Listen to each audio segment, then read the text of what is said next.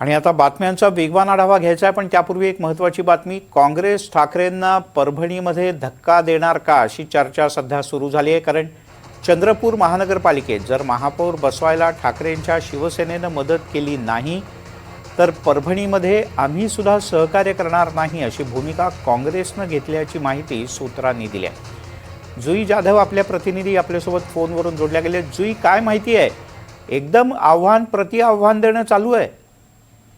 अगदीच बरोबर मिलिंद सर, आपण पाहतोय की महापालिका निवडणुकीचे निकाल लागल्यानंतर अजूनही कोणाचा महापौर कुठल्या महापालिकेवर बसेल हे निश्चित झालेलं नाहीये. चंद्रपूरमध्ये आपण पाहतोय की चंद्रपूर महापालिकेच्या संदर्भात आज विजय वडेट्टीवारांनी उद्धव ठाकरेंची भेट घेतली. उद्धव ठाकरेंनी त्यांच्या पुढे प्रस्ताव ठेवला की 2.5 वर्ष महापौर पद आणि 2.5 वर्ष स्टँडिंग कमिटी ही आमच्याकडे राहील आणि मग त्यानंतर तुमच्याकडे, असं आपण आलटून पालटून तिथे आपला महापौर आणि स्टँडिंग कमिटीवर आपला शिक्कामोर्तब करू. परंतु आता आपण पाहतोय की या भूमिकेकडे काँग्रेस प्रदेशाध्यक्ष हर्षवर्धन सपकाळ आणि वडेट्टीवारांची चर्चा झाली.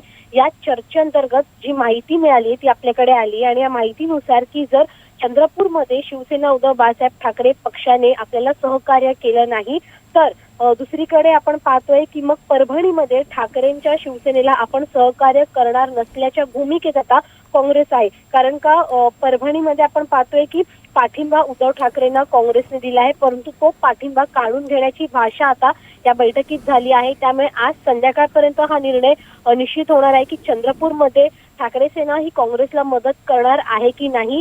जी मागणी ठाकरेंची आहे 2.5 वर्ष महापौर पदाची, ती काँग्रेसला मान्य होणार आहे की नाही, या सगळ्याचा निष्कर्ष हा संध्याकाळी पुन्हा एकदा चर्चेनंतर खरं ठरणार आहे. परंतु जर ठाकरेंनी मदत केली नाही तर परभणीत पाठिंबा काढून घेण्याच्या भूमिकेत काँग्रेस आहे. ठीक आहे जुई, तुर्तास धन्यवाद या सगळ्या सविस्तर माहितीबद्दल.